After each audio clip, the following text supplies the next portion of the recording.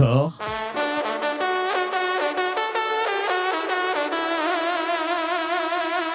Accord. Corps.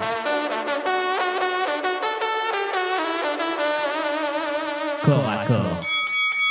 Pourquoi particulièrement aujourd'hui s'inquiéter des dangers de la liberté d'expression? Certes, quand on est opposant, on a l'impression que ça fait déjà depuis bien longtemps que nous sommes un peu mis au banc de la société, mais pourtant là, il y a quand même une accumulation qui peut faire craindre le pire pour notre société.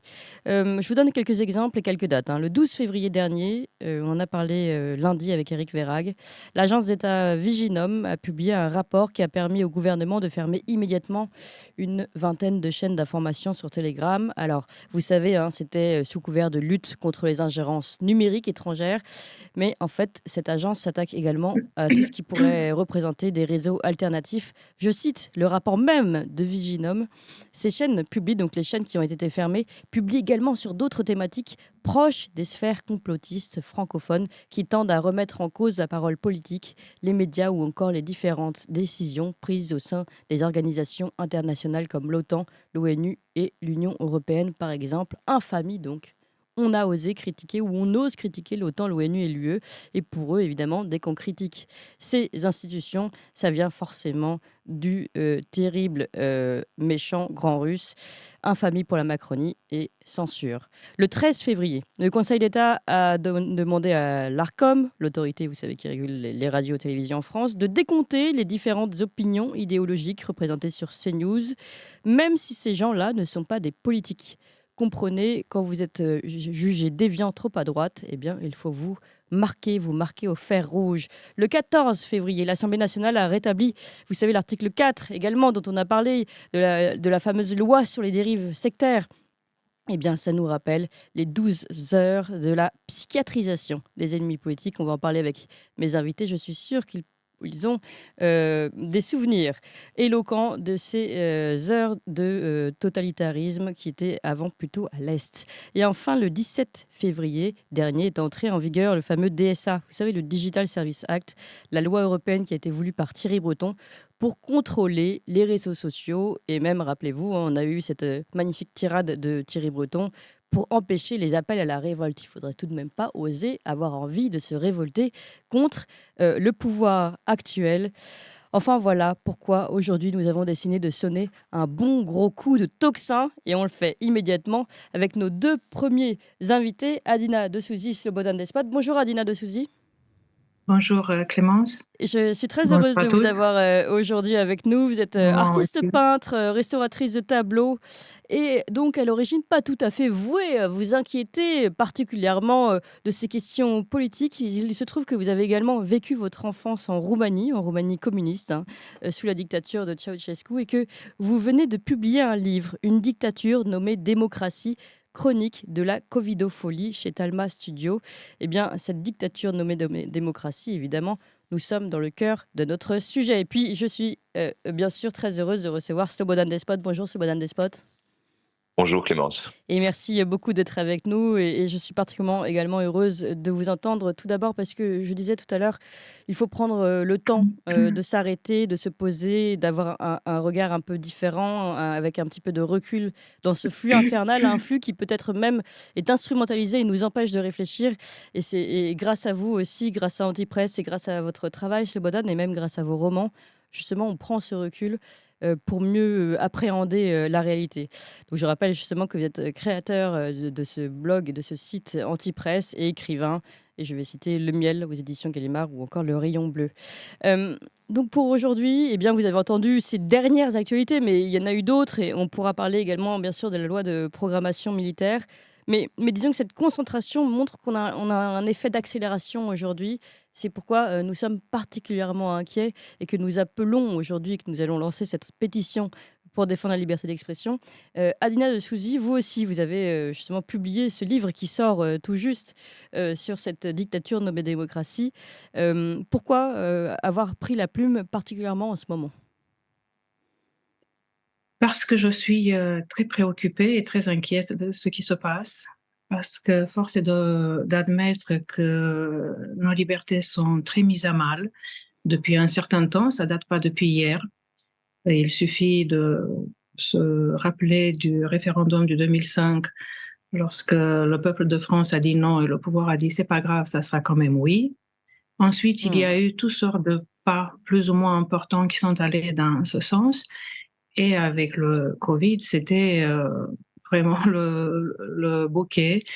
Sous le prétexte d'un état d'urgence, on a vu que il y a une série de lois de privation de liberté individuelle absolument affolantes qui sont installées et que nous ne sommes plus dans un état démocratique, nous ne sommes plus dans un état de liberté, nous sommes toujours enfin, dans une espèce de liberté autorisée. Et voilà, c'est ce qui m'a déterminé de... Prendre la plume aujourd'hui. Voilà. Finalement, le covid a été aussi pour beaucoup, en tout cas pour beaucoup d'entre nous aussi, une façon de peut-être de nous forcer, pour ceux qui préféraient rester, aveugles, de nous forcer à ouvrir les yeux et de réaliser en fait ce qui se passait, devant nous. Slobodan Despot, êtes-vous d'abord d'accord sur ce constat d'une forme d'accélération aujourd'hui, de ces privations de liberté et notamment d'atteinte à nos libertés à notre liberté d'expression? Bah, oui, bien entendu, on ne peut qu'être d'accord. Je profite de l'occasion puisque c'est la première fois que j'ai l'occasion de débattre avec, Adina de Souzy pour, vous dire le bonheur que j'ai à participer à cet échange et souligner le travail considérable d'information, des réflexions qu'elle fait sur Twitter. Il faut Mmh, aussi suivre son compte sur Twitter, ses 2 comptes d'ailleurs, elle le dira elle-même. oui. Mais je Eh ben, est-ce qu'on peut le nommer votre compte Twitter? Ça vous dérange pas, Oui, Adina? oui, non, non, non, bien sûr, non, non, vous pouvez. Le compte, se nomme Paeonia, arrobase Paeonia et c'est vrai qu'il est très, très, très informé. Vous allez peut-être nous dire d'ailleurs comment vous faites pour vous informer, où vous allez chercher vos sources. Mais c'est le bonhomme Despote, je vous redonne, oui. la parole. Alors effectivement, moi je regarde ces choses-là d'un angle un tout petit peu, décentré puisque, comme vous le savez, je vis en Suisse, je suis citoyen suisse. Je suis comme Adina venu d'un pays je suis né dans un pays communiste, en Yougoslavie. C'était un régime moins sévère que celui de la Roumanie, de Ceausescu, mais c'était aussi un régime de liberté octroyée. On pouvait quand même, du temps de mes parents, quitter la Yougoslavie librement, ce que mes parents ont fait pour m'amener en Suisse. Néanmoins, il y avait tout un ensemble de codes de comportement, de codes d'expression qui vous valaient beaucoup d'ennuis si vous les transgressiez. Et on voit aujourd'hui, mais ça ne date pas d'hier, pour ma part, ça date du temps de mes études dans les années 90, on voit aujourd'hui s'instaurer les mêmes types de codes. Et personnellement, c'est quelque chose euh, que j'observe depuis toujours, dans la mesure où j'avais justement ce point de référence, l'endroit où je suis né, le pays où je suis né, et où je retournais souvent, et où je voyais la comédie de la censure Mmh. et du faux semblant s'actualiser tout le temps. Et je m'étonnais toujours de voir à quel point mes compatriotes suisses ou mes amis français, puisque j'ai aussi comme patrie la France, le pays de la langue où j'écris, euh, à quel point ils étaient naïfs au fond face au pouvoir en soi. Nous étions en quelque sorte, si j'ose dire, prévenus contre le pouvoir. Nous Mmh. savions que le Ouais. pouvoir ne travaillait que pour le pouvoir, il ne travaille pas pour la population. Et il n'y a pas d'exception, à mon avis, à cela. Et ici en Europe, jusqu'il y a très peu, et pour beaucoup de gens, c'était justement jusqu'à la bascule jusqu'à la dystopie de 2020, Mmh. les gens étaient, Du les Covid. gens Mmh. étaient extrêmement confiants. Ils étaient confiants. Aujourd'hui encore, beaucoup de Suisses, plus de la moitié, parce qu'on fait des référendums en Suisse sur ces questions-là, plus de la moitié des Suisses accordent une confiance aveugle aux décisions du pouvoir en des matières où le pouvoir s'est complètement compromis, notamment sur la question du résinage. Je n'emploie pas le terme, vous le savez, le terme officiel pour ne pas vous valoir à vous des censures. Ça montre bien où on en est d'ailleurs, ouais.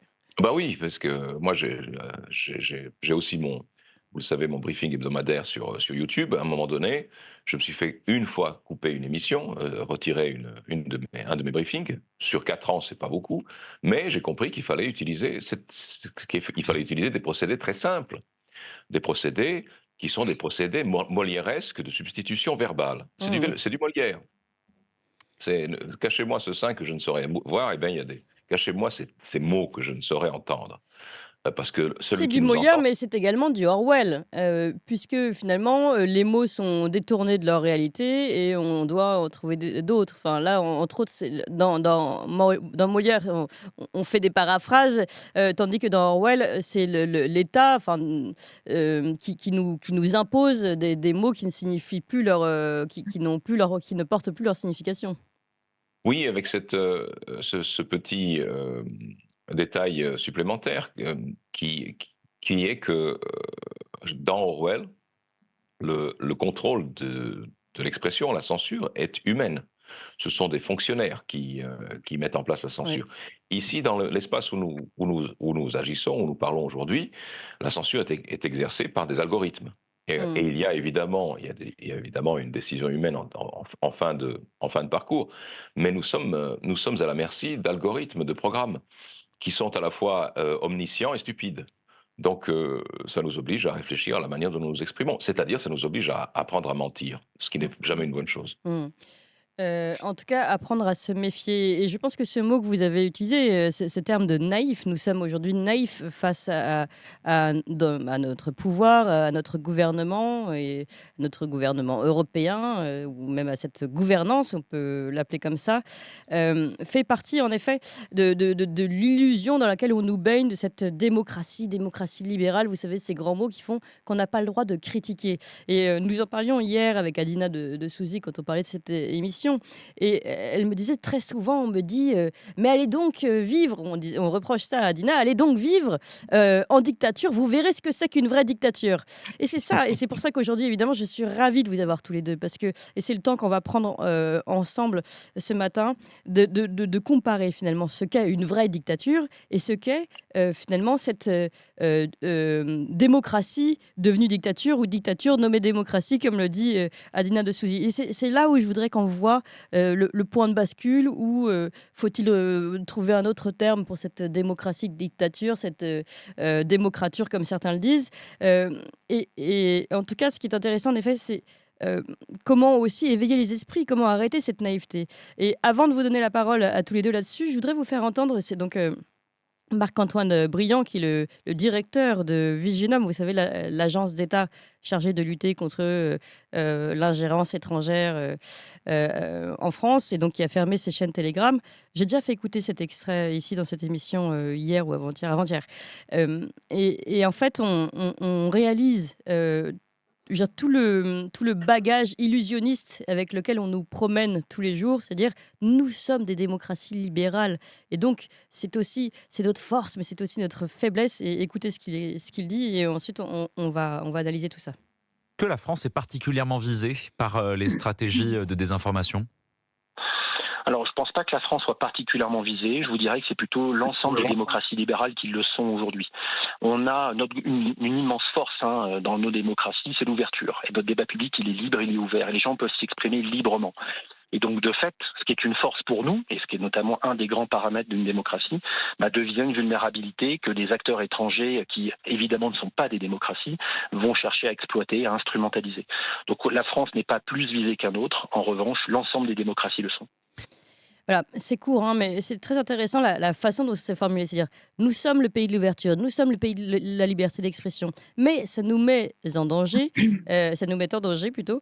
Et pour cela, il faut réduire notre liberté d'expression ou mieux nous contrôler pour éviter d'être en danger, puisque nous sommes le pays de l'ouverture. Enfin, voilà le paradoxe dans lequel nous sommes, Adina de Souzy.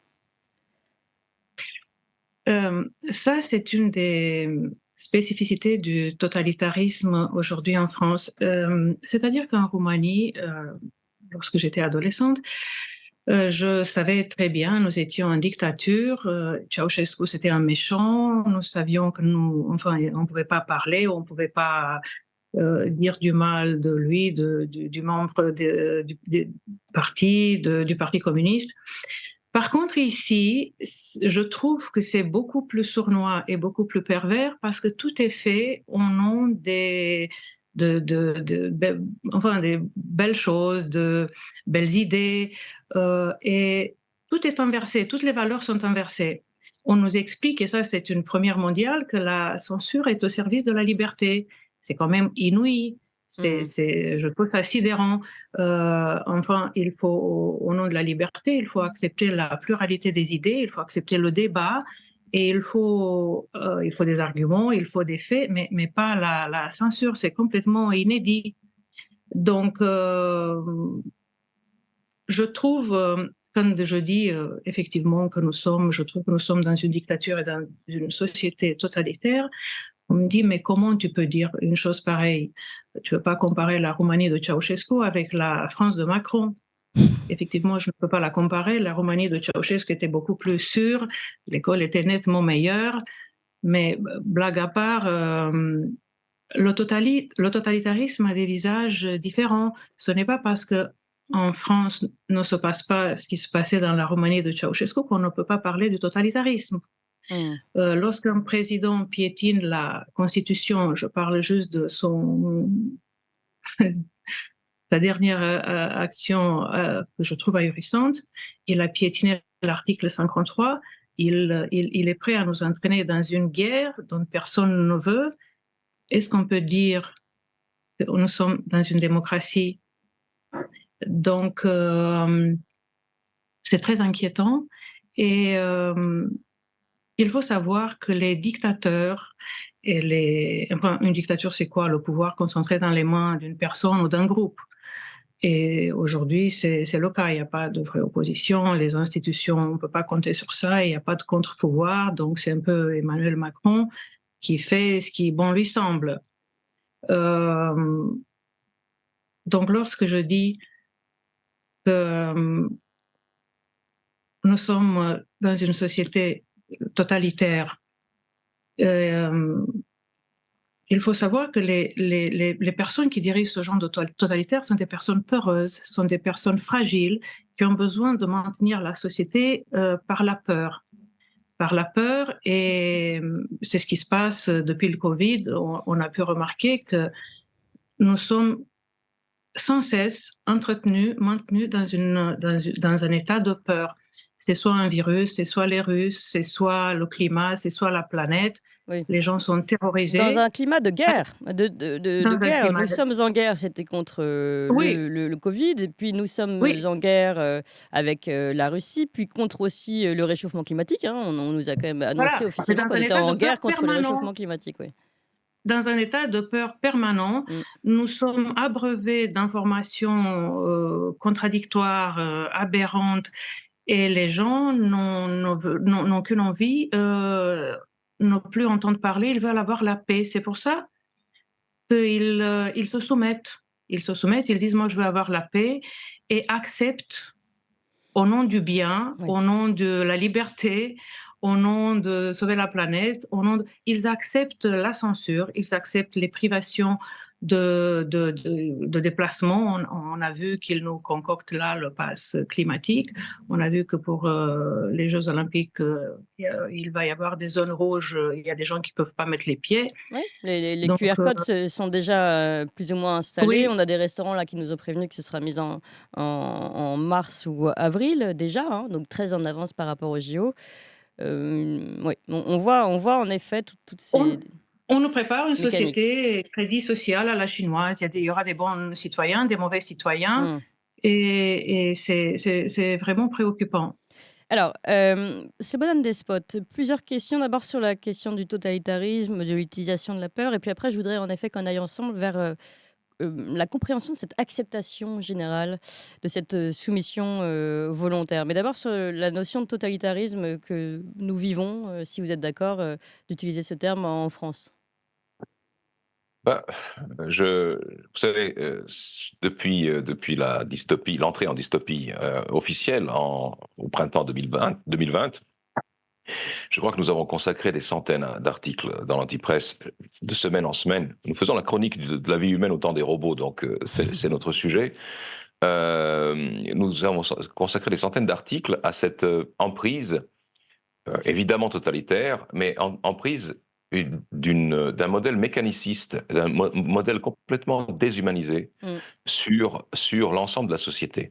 C'est quelque chose dont nous avions évidemment été prévenus. Nous avons été prévenus par Orwell, nous avons été prévenus par par Alexandre Zinoviev, qui était le plus grand penseur de la société totalitaire, à mon avis, et dont j'ai eu la chance d'être le traducteur à une époque. Par Et Zamiatine. par Zamiatine, nous autres, c'est-à-dire la société d'une parfaite transparence, où on ne peut rien, on ne peut rien cacher, avoir pour soi. C'était toujours, à mon avis, Zinoviev qui avait les meilleurs aperçus de tout ça. Et qui avait, dès qu'il a été expulsé du RSS et qu'il est arrivé en Europe, en Allemagne, il a dit ces deux systèmes sont en fait jumeaux. Et peu avant de mourir, il m'a dit une chose qui est à mon avis cruciale. Il a dit: comment pouvez-vous encore parler des vieux systèmes politiques, démocratie ou monarchie ou dictature, peu importe, avec des agglomérats humains qui se comptent en milliards d'individus. Ce n'est plus de la politique qu'il va y avoir, c'est de la gestion. Il n'y a pas de politique lorsque l'humain est massifié à ce point. C'est ce qu'il disait. Maintenant, j'aimerais revenir juste sur puisque vous avez passé le propos du directeur de cette Oui, oui. agence. Oui. Cette Marc-Antoine agence Briand de Viginum, oui. Oui, un inquisitorium, enfin, je ne sais pas comment il faudrait appeler ça. C'est que j'ai vu les attendus, enfin leur description de la désinformation dont ils s'inquiétaient et qu'ils essayaient de. Ah, on a perdu votre son. Attendez, on ne vous entend plus. Un instant, c'est Bonane Despote, ou je ne sais pas. Adina, vous parlez pour voir que si je vous ai encore. Oui, oui. Ah oui, ok, Je vous d'accord. Donc entends. c'est seulement Slobodan qu'on a perdu. On va... on va pas dire que c'est de la censure, j'espère pas. J'espère que Ah, non. ça y est, on Voilà. a récupéré. Oui. Voilà, vous voyez ce que c'est, Oui, c'est les ça. algorithmes. Oui. Donc, je disais, oui, alors, ils ont la description qu'ils font de cette espèce d'archipel de désinformation qu'ils combattent, qui est constitué d'un certain nombre, je ne sais pas, 100, 200 ou 300 sites et blogs, qui sont censés rediffuser une information directement envoyée depuis Moscou sans filtre, sans filtre et sans recul critique. La première chose que je me suis dite, mais ce qu'il décrit là, c'est le fonctionnement de l'ensemble des médias de grand chemin occidentaux. C'est une projection. Ces médias, les médias donc de grande consommation, les médias officiels, ne font rien d'autre aujourd'hui que de rediffuser des communiqués qui leur sont directement adressés par Washington, Kiev ou bien par l'Élysée, sans aucune espèce de recul critique. Donc c'est eux, en tout premier lieu, si on devait s'attaquer à la source de la mauvaise information, c'est eux, en tout premier lieu, que Viginum devrait recommander de fermer. Bah oui, bien sûr. Ça me semble logique. Bon. Maintenant, si l'on revient aux affaires sérieuses, parce que ça, c'est vraiment pas sérieux, ça, c'est vraiment de l'écume. Ce sont des mesures qu'on peut contourner, ce sont des mesures qui ne font que accroître l'intérêt du public pour les plateformes qu'on censure. Je veux dire, beaucoup de gens auront appris l'existence de ces plateformes grâce à ces mesures. Ils leur rendent service, en fait. Mais ce qu'il y a, c'est que nous sommes à une époque où on a d'un côté cette agitation vaine, grotesque, ridicule et largement incompétente des pouvoirs publics, des politiques, dont on voit qu'ils sont complètement dépassés, qu'ils ne comprennent rien à rien, qu'ils ne décident de rien. Il n'y a qu'à voir les déclarations et les décisions prises dans le cadre de la guerre en Ukraine, en particulier par l'illustre ministre de l'économie français. Mais, oui. On a aussi un ministre des Affaires étrangères très illustre. Il ne s'est pas encore suffisamment illustré. Lui n'a pas encore promis de mettre à genoux l'économie russe. Voyez. Donc on va voir ce qu'il va faire. En tout cas, quand il aura commencé par apprendre la langue française, ce sera déjà pas mal.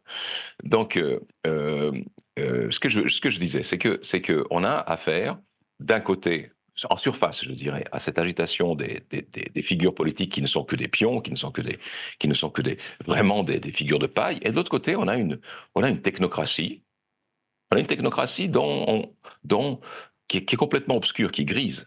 Mais pas obscure, elle est grise, dont on voit quelquefois émerger quelques représentants publics, comme notamment les instituts ou les institutions de soi-disant fact-checking, qui ne travaillent que dans un sens, évidemment, comme on le sait. Et puis, vous avez ces technostructures qui, on le découvre peu à peu, ont incorporé, si vous voulez, la censure de l'expression dans les moyens mêmes par lesquels l'expression aujourd'hui s'actualise. Vous avez eu un temps, c'est un peu la fable de Pinocchio avec la séduction initiale, puis ensuite on vous attire dans un grand parc d'attractions, et à la fin vous finissez en âne et en peau de tambour, n'est-ce pas? Les moteurs de recherche comme Google aujourd'hui, on le voit, sont en train de filtrer très sévèrement les résultats de recherche pour vous orienter, pour vous canaliser vers une connaissance qui est celle qui leur convient. Les réseaux sociaux, Twitter fait un petit peu exception depuis son rachat par Elon Musk, mais les réseaux sociaux pratiquent la censure de manière coordonnée sur tout un ensemble de sujets. Et on a découvert il y a quelques semaines, dans l'interview qu'a publié Tucker Carlson sur sa chaîne, juste après celle de Poutine, une interview avec un spécialiste de la censure sur Internet qui s'appelle Mike Benz. On a découvert l'ampleur de ce système et l'extraordinaire rationalité, l'extraordinaire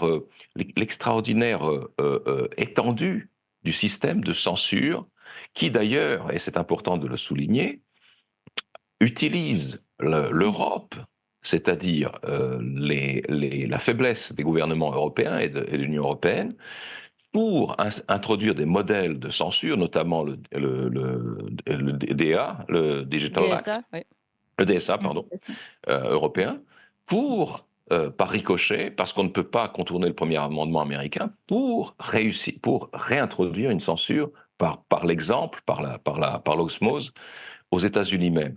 C'est une stratégie. Ce qu'on appelle les guerres de 5e génération, c'est une stratégie qui est élaborée depuis des générations. J'écris là-dessus depuis des années. Oui. Il y a des directives de l'OTAN qui précisent comment il faut contrôler l'information. C'est pas leur faute si personne ne s'intéresse à ce qu'ils écrivent et à ce qu'ils mettent en place publiquement. C'est pas parce que c'est gris et technocratique que ce n'est pas public. Tout à fait. Et on revient donc à l'accusation, entre guillemets. Oui, on peut parler d'accusation. En tout cas, la responsabilité des Français, puis en général de ceux qui vivent cette nouvelle pouvoir techno, cette nouvelle technostructure, qui ne réfléchit pas à ce qui se passe, qui ne prend pas le temps d'analyser et qui a peut-être une certaine naïveté encore. Après, naïveté ou confort, c'est aussi une question qu'on va se poser. Mais Adina, peut-être vous souhaitez réagir déjà à tout ce qu'on a abordé avec Slobodan. Je souhaiterais dire par rapport à la censure que elle est capitale dans une société totalitaire. Pourquoi? Parce que ces sociétés n'ont pas de construction solide. Elles s'appuient sur de la propagande et sur la peur et sur l'illusion qu'elles sont indestructibles. Même si ce n'est pas vrai, et une simple fêlure peut faire éclater tout le schmilblick.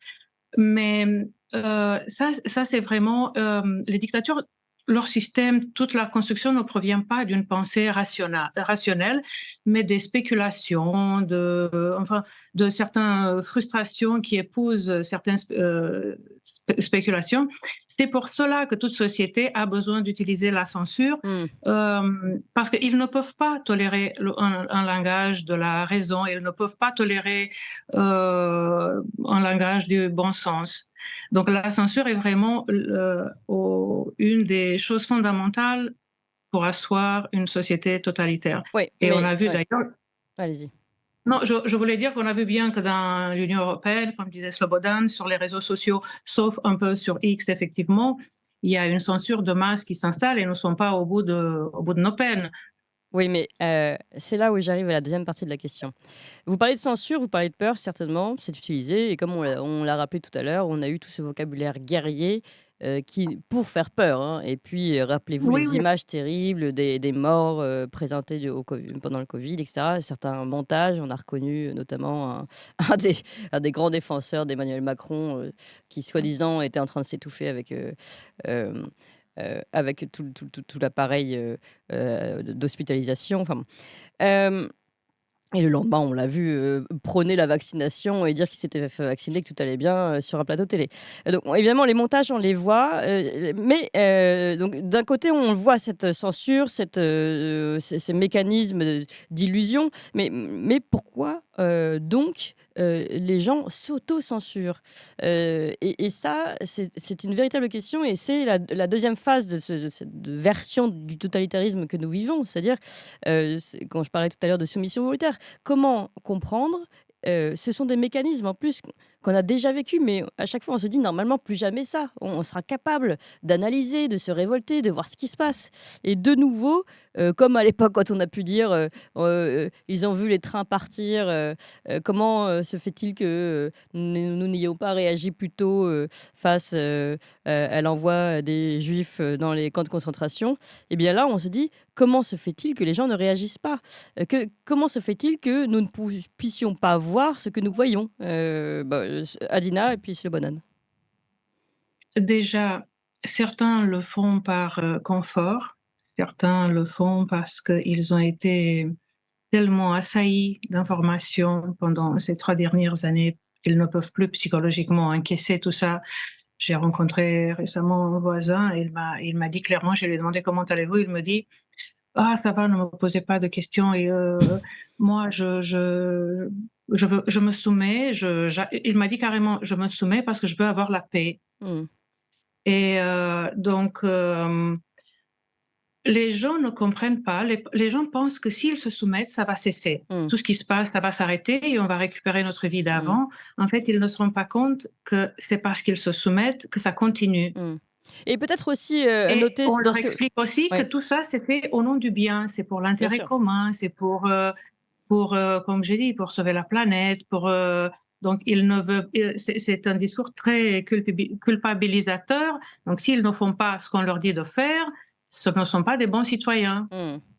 Oui, et peut-être rajouter à ce que vous disiez, dans cette personne qui dit je ne comprends plus rien, c'est très intéressant parce qu'il y a quand même des méthodes qui sont connues De manipulation de masse, de bien sûr. manipulation avec le fait que justement vous avez tellement d'informations et puis le poids du chiffre Oui, aussi, tous ces chiffres qui nous sont balancés, alors à un moment donné c'était les morts, ensuite tel chiffre oui, bien d'algorithme, sûr. etc., qui nous sont balancés et puis finalement nous on se soumet aux chiffres, à la donnée qui est envoyée par les pouvoirs et D'où l'importance des médias officiels, d'où l'importance du discours officiel, parce que c'est par ces voies-là que ce genre d'informations passe.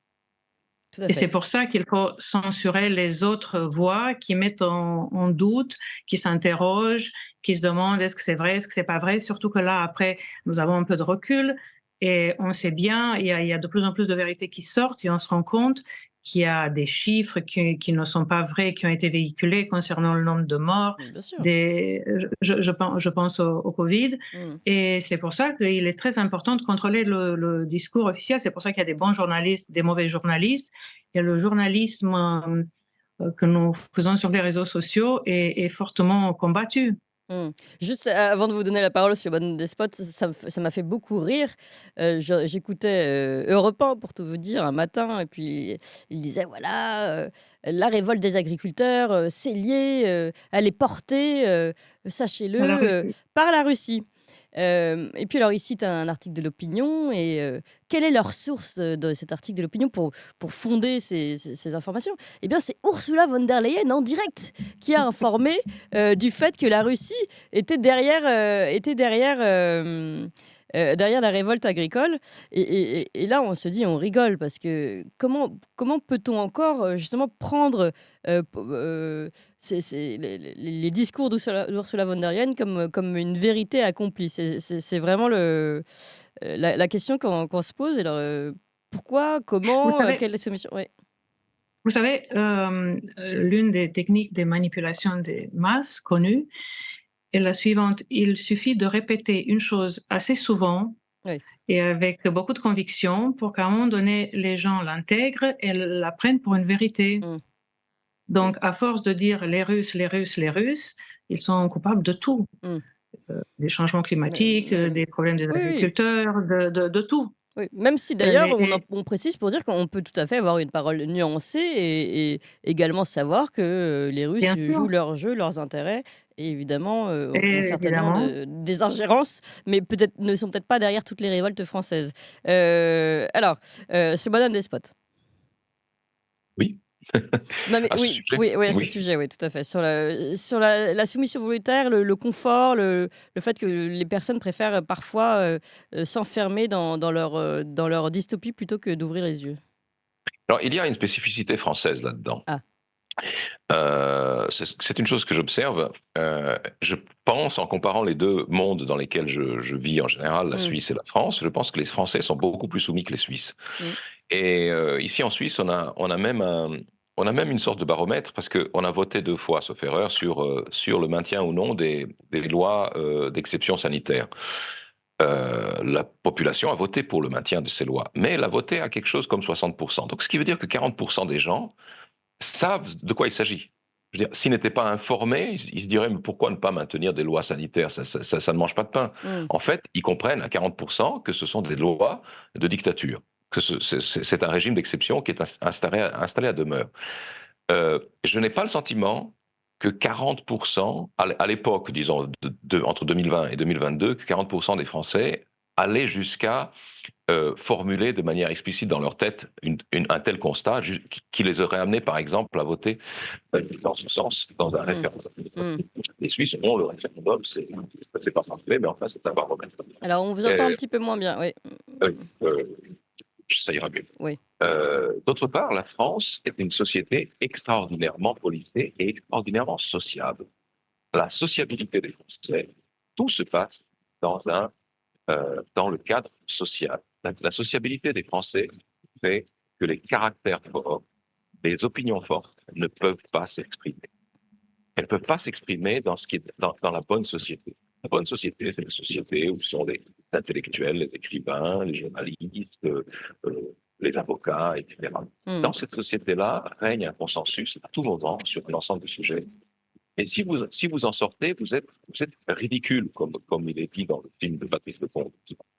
Le ridicule tue en France. Et mm. les gens, je le sais parce que étant auteur dans une maison d'édition de France, maintenant beaucoup moins après à participer à des événements sociaux, à dîner, ce qu'on appelle des en ville. Et je vois que quand vous mettez les pieds dans le plat en France, les gens, C'est mal. ils deviennent fous. Mm, Ils deviennent fous. Mais qu'est-ce qu'il a, celui-là? Donc, vous savez que c'est fini. Ça, mm. c'est un aspect. Ensuite, Alors, vous juste avez... sur le bonhomme Oui, d'espace, parce que c'est absolument passionnant ce que vous nous dites. Et je oui. pense que c'est la clé de beaucoup de choses, parce que Laurent Oberton aussi en avait parlé, et le fait que finalement, dans les dîners, il y a les mondanités, la bourgeoisie confortable, on a du mal à exprimer des opinions divergentes en France. Je pense que c'est vraiment une clé de compréhension.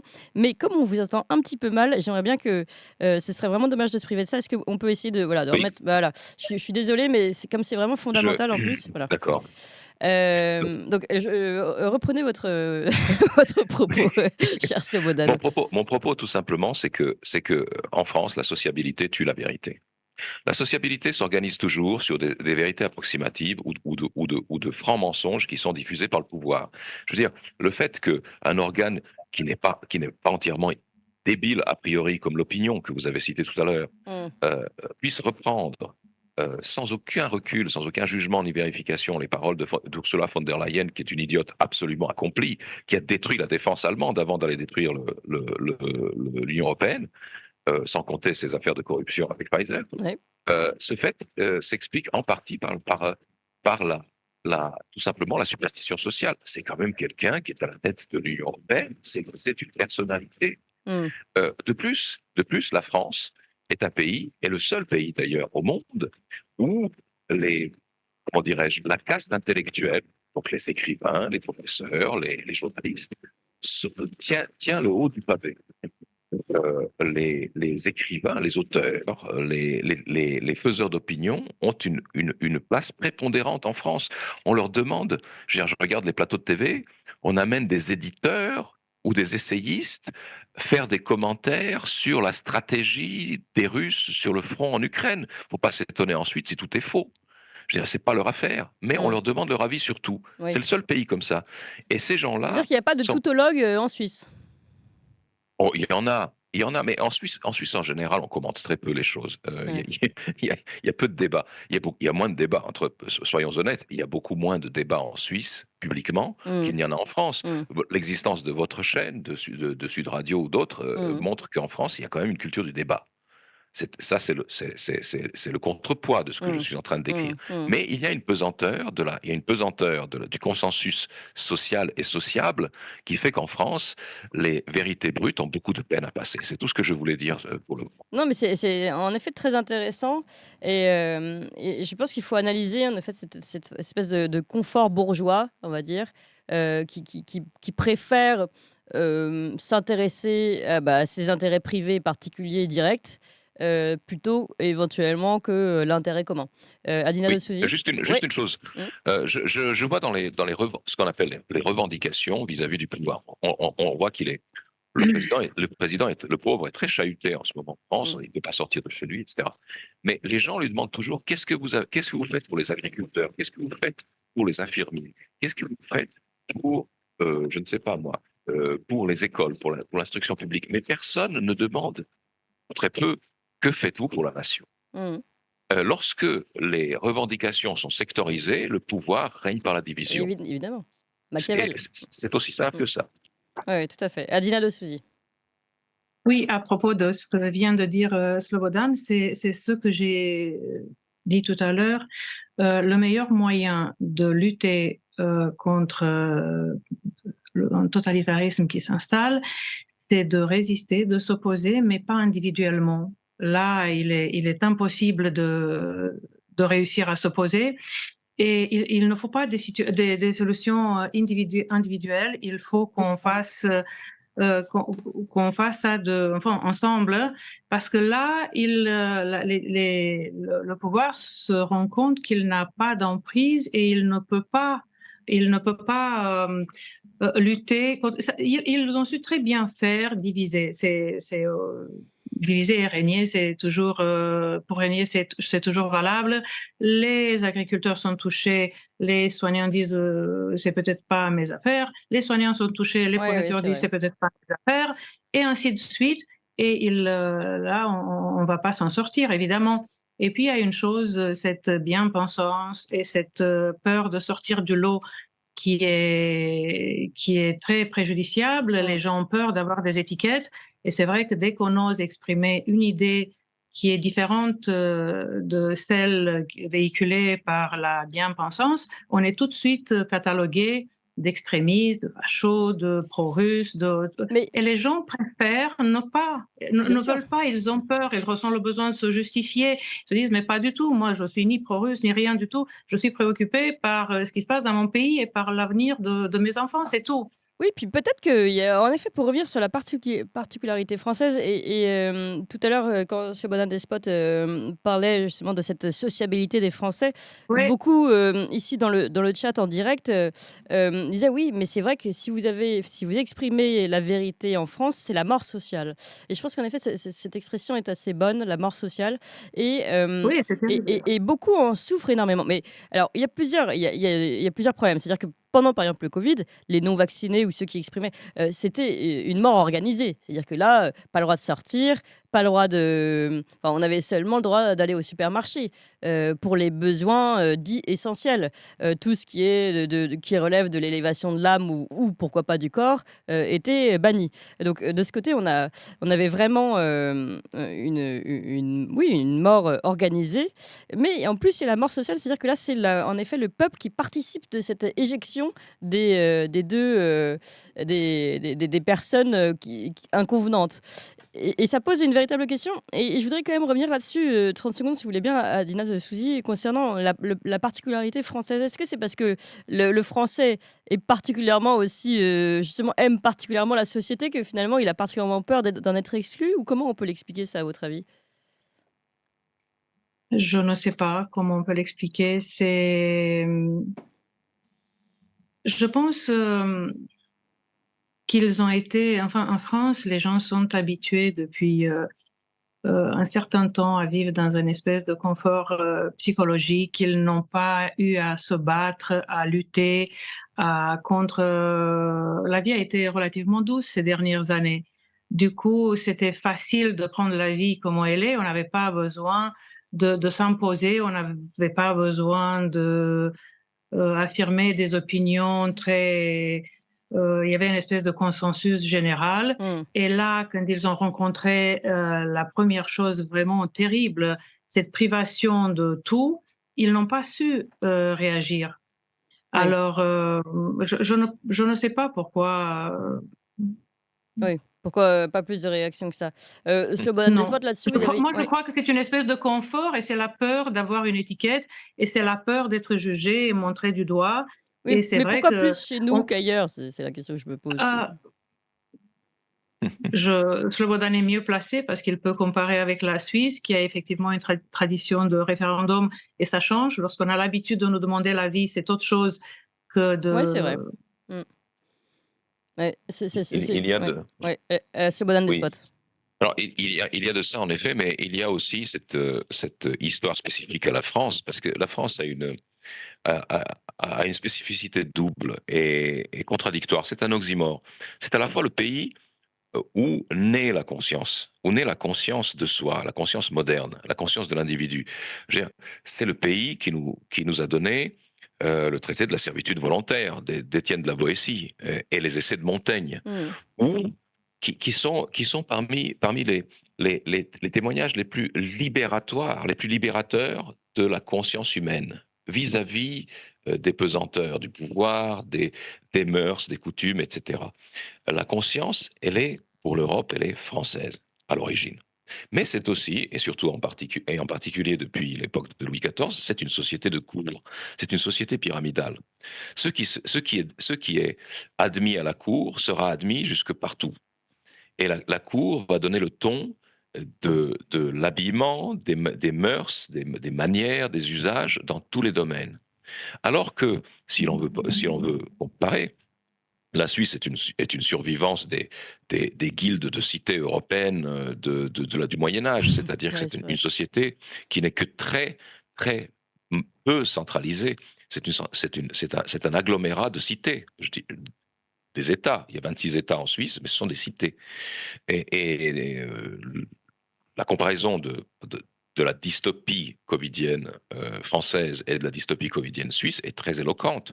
Je veux dire, oui, il y a eu de sévères restrictions à la liberté des deux côtés, mais en Suisse, c'était selon les cantons. Vous pouviez contourner de mille manières les prescriptions, qui étaient d'ailleurs beaucoup moins absurdes et beaucoup moins totalitaires qu'en France. Je veux dire, nulle part on a inventé le Ausweis à se signer à soi-même. Nulle part ailleurs qu'en France, on a envoyé des hélicoptères traquer des promeneurs dans les montagnes Oui. qui essayaient de prendre un peu d'air. Ah, bah, oui, j'en ai été la victime. Oui. Et ben voilà, ce genre de délire n'a existé nulle part.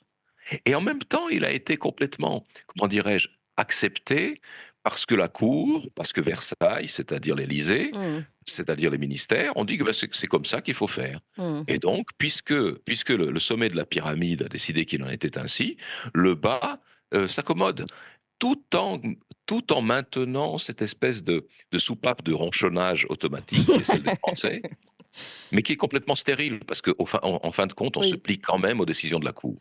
oui, c'est très très intéressant, en Je effet. voulais, Oui. je Adina. voudrais dire une chose que j'ai remarqué, c'est que les gens ont beaucoup du mal à... Aujourd'hui, ça a peut-être un peu changé, mais en 2020-2021, j'ai parlé avec plusieurs personnes et ils avaient beaucoup de mal à croire que ceux qui nous dirigent nous veulent du mal. Oui. Ils me regardaient, il était, mais comment c'est pas possible, il faut écouter ce qu'ils disent parce qu'ils ne peuvent prendre que les bonnes décisions pour nous. Ils veillent à nos intérêts, ils Mm. nous veulent du bien. Donc, il y a eu un effet de sidération et les gens avaient aussi beaucoup, beaucoup de mal à croire que, voilà, que nos gouvernants On peuvent... revient là sur la naïveté Ouais, présentée oui, par la Slobodan, n'est-ce effectivement. pas, du départ.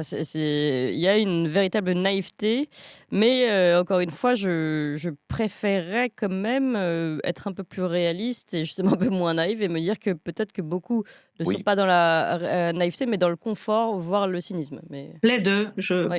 c'est protéiforme, je crois, la cause. C'est du confort, c'est de la naïveté, c'est plus complexe. Du mais cynisme aussi, puisqu'ils versent leurs propres intérêts. Slobodan, à ce sujet. Oui, la perte de la naïveté conduit inexorablement à la montée de la censure. Parce qu'on ne tient Bien plus sûr. quand on ne tient plus les gens par la crédulité, on va les tenir par la contrainte. Mm. C'est mécanique et c'est vrai, j'écoutais un sketch absolument désopilant de Stéphane Cuvelier, vous savez, l'humoriste, qui disait que lui, avant 2020, il n'était éveillé que d'un seul œil, comme ça. Et qu'à partir de 2020, il les a ouverts tous les deux. Et après, il a commencé à s'étonner pourquoi les autres, les gens qui l'entourent, n'étaient pas éveillés aussi. Puis bon, maintenant, il en a marre de les convaincre. Mais ce que, ce que cela dit, c'est que à partir de 2020, c'est vrai, une partie des gens, mais une partie croissante, ont compris que le système ne voulait pas leur bien. Et aujourd'hui, ils le comprennent encore mieux parce que je veux dire, là où ils Tout devraient s'engrange. vraiment, Oui. là où le pouvoir devrait vraiment s'occuper des problèmes intérieurs des pays, de ce pays, mais de l'Allemagne, de la Hollande, de l'Espagne, etc., le pouvoir, il fait quoi? Il gratte tous les fonds de tiroir pour envoyer le plus possible d'argent À dans une l'Ukraine. guerre déjà perdue en Ukraine, mais qui Mm. est déjà perdue, et ils le savent qu'elle est perdue. Donc c'est vraiment soit une blanchisseuse, soit une volonté délibérée de détruire les sociétés. Oui, Donc, mais on a donc encore entendu Emmanuel Macron à la sortie du Salon de oui, l'Agriculture. Analysons d'ailleurs. Il est au Salon de mhm, l'Agriculture. C'est exactement Ouais. ce que vous racontez. C'est-à-dire qu'on devrait oui, s'intéresser au cas des Français et des Français particulièrement abîmés comme sont les agriculteurs. Au lieu voilà. de parler, de traiter du sujet des agriculteurs, au sein même du Salon, il va évoquer l'Ukraine et dire qu'il envoie je ne sais plus combien de milliers à l'Ukraine C'est quand même et dire que... particulièrement cynique. Oui, C'est quand même particulièrement cynique dire ça quand on constate à quel point le peuple souffre, qu'on parle des agriculteurs, qu'on parle de l'école, qu'on parle de l'hôpital public, tout tombe en miettes, le peuple souffre d'une manière épouvantable, et il annonce au salon de l'agriculture qu'il va, qu'il va donner je ne sais pas combien. On se demande ce qui se passe dans sa tête, parce hmm. que c'est... Je vous propose, on va écouter ce petit extrait d'Emmanuel Macron, puis ensuite le mot de la fin à chacun pour conclure cette émission. Mais d'abord, pour se faire plaisir, n'est-ce pas, Emmanuel Macron, en pleine dystopie comme d'habitude. Mais que maintenant elle a décidé de nous attaquer nous-mêmes. Et donc on doit accepter aussi de mener des actions nouvelles, c'est ça dont on va parler lundi. Vous êtes sûr qu'ils sont pas en train de gagner en Ukraine, les Russes? Non, aujourd'hui, je peux pas très résolument. Il y a 2 ans, jour pour jour, j'étais dans le salon, aux côtés de nos agriculteurs. Vous êtes parti très tôt, justement. Bah, évidemment, j'avais passé la nuit au téléphone, on a agi toute la journée. Mais il y a 2 ans, jour pour jour, le président russe disait « Je mène une opération spéciale, dans 3 semaines c'est fini ». Bon, c'est pas le cas. Il y a 2 ans, il n'imaginait pas que la Suède et la Finlande allaient rejoindre l'OTAN. Ce sera ratifié lundi pour la Suède et c'est déjà fait pour la Finlande. Militairement, il est en train de gagner, Vladimir Poutine. Et les pertes sont à peu près similaires d'un côté et de l'autre, et il n'a pas avancé. Ça n'est pas vrai. Les positions sont en train de se figer. Simplement, stratégiquement, on voit bien qu'avec le temps, l'Ukraine ayant des ressources limitées, nous on doit renforcer les munitions, les ressources militaires, ce qu'on envoie, mais on doit aussi réfléchir à comment on gère cet effort dans le temps et comment on s'assure que la Russie ne gagnera pas. Voilà. Donc la Russie n'a absolument pas gagné, les positions sont figées, il n'a pas avancé. Et évidemment, après, il explique qu'il faut s'attendre à ce que la Russie attaque les pays. Alors, c'était une illustration, évidemment. C'est pas le fondement de notre réflexion.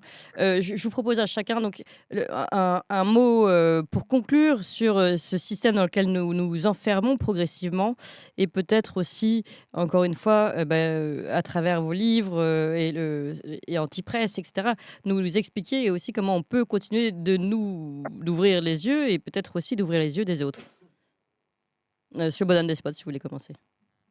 Oh, vous savez, je regarde cet extrait et ce qui me frappe, hormis l'évident déni de réalité, est la question qu'il impose, c'est-à-dire est-ce que ce chef d'État a un service de renseignement? Est-ce qu'il a des personnes qui l'informent de ce qui se passe vraiment? Est-ce qu'il se rend compte de la nature d'une guerre d'attrition qui est menée aujourd'hui et qui, d'après l'aveu même des renseignements et des journaux américains, voit la Russie devenir de plus en plus forte Tout à fait. militairement et industriellement à mesure que cette guerre avance. est-ce que vraiment il n'y a personne pour lui dire ça, ou est-ce qu'il a complètement fermé ses deux oreilles? Ça, c'est la première chose. La deuxième chose que, que j'observe, et qui me fascine, deux énormes billes de billard qu'il a à la place des yeux, qui roulent dans tous les sens et qui manifestement refusent de voir directement quelconque personne humaine en face de lui. Ça, c'est une chose qui est tout à fait évidente. Là, ce que ça me rappelle, et de nouveau on retombe sur les illusions volontaires de la France, c'est qu'en juin 2017, j'avais publié dans la revue Éléments un article qui s'intitulait Le Néchronomacron, où je constatais que ce personnage, à rebours de tout ce qui était dit sur lui, sur son génie financier, etc., était d'intelligence extrêmement limitée. Et c'était évident. C'était un perroquet. Mm. C'était un hologramme. Ensuite, j'ai publié un deuxième article, le Necronomacron, le Macronomicron. C'est évidemment sur le mode un peu satirique, mais où je m'étonnais qu'une société, et encore à l'époque c'était beaucoup moins évident qu'aujourd'hui, c'était beaucoup moins polémique qu'aujourd'hui, qu'une société policée, éduquée comme la société française, pût croire au sérieux et à l'existence même d'un pareil union, enfin d'une telle figure, sans aucune consistance. Mm. Donc ça, c'est la première chose. La deuxième chose, et de manière concomitante, la compréhension, là on est à 7 années de distance, la compréhension de ces phénomènes, de cette évolution, nécessite, à mon avis, une continuité dans le temps. C'est ce que j'essaie de... Moi, j'ai arrêté d'écrire des romans après 2017, en 2020, pour être précis. Parce que vous avez été dépassé par la réalité. Parce que la réalité elle-même devenait un roman qu'il Oui. fallait écrire. Mm. Pour qu'on puisse la comprendre. C'est ce que je fais de semaine en semaine, vous savez, dans l'antipresse. Et avec la continuité, avec le recul que l'on a, on finit par comprendre la nature de ces phénomènes. Si on les regarde phénoménologiquement, c'est-à-dire l'un après l'autre et sans aucun contexte, on ne fait que glisser d'une normalité à une normalité encore plus démente, tout en croyant que c'est la normalité. Donc, la mémoire historique, la mémoire chronologique et les repères culturels sont absolument essentiels pour comprendre l'époque et pour y résister. Oui, et vous avez tout à fait raison. Et le recul, prendre du temps pour voir ce qui se passe, mais en décalé, comme vous le dites, puisque sinon, en effet, je crois même que ça fait partie d'une stratégie de nous abreuver tous les jours, ce qui fait que le cerveau ne peut même plus assimiler et donc réaliser ce qui nous est vendu. Adina, pour conclure de votre côté. À propos de ce que Slobodan dit, il faut dire que si la conscience n'est pas utilisée, elle s'émousse. Et on revient à l'éducation, on revient à d'autres mots qui rongent la France. Et c'est pour ça qu'on se trouve, les gens ont perdu l'habitude. Les gens connaissent à peine... Comme un muscle, en fait. Exactement. On ne muscle pas assez notre conscience. Exactement. Et à propos de ce que Macron vient de dire, on voit bien qu'au lieu de parler de la France, d'une vision pour la France, il n'arrête pas d'infantiliser le peuple et de nous traiter comme si nous étions 66 millions de bébés. Alors... Eh bien, en tout cas, merci beaucoup à vous deux. Adina, vous vouliez rajouter quelque chose? Non, je voulais juste dire qu'il est très important de résister individuellement, de s'informer, de récupérer cette volonté d'apprendre, de connaître et de ne pas s'appuyer aveuglement sur ce que la presse officielle et ce que le pouvoir veut bien nous dire. Ça, c'est capital. Oui. Et prendre le temps, encore une fois, prendre le temps, ouvrir un livre qui n'a rien à voir avec un roman, justement. Et en fait, vous revenez de la réalité et grâce à ce roman, vous confrontez la réalité du roman à la réalité d'aujourd'hui et vous vous rendez compte que la véritable dystopie, elle se déroule devant nos yeux. C'est un peu ce qu'expliquait Slobodan. Complètement. Merci en tout cas beaucoup à vous deux pour votre travail quotidien et puis pour cette intervention. Merci. On continue cette émission spéciale. Adina de Souzy, je rappelle rappelle votre livre Une dictature nommée démocratie chronique de la covidopholie chez Talma Studio. Et puis, Subhana Despot, surtout, chers amis, je vous envoie à Antipresse, en effet, qui chronique de manière intelligente avec le recul et la structure nécessaire pour mieux comprendre ce qui se passe en ce moment. Et puis, les deux romans que je cite, Le Miel aux éditions Gallimard et Le Rayon Bleu également aux éditions Gallimard. On continue dans quelques instants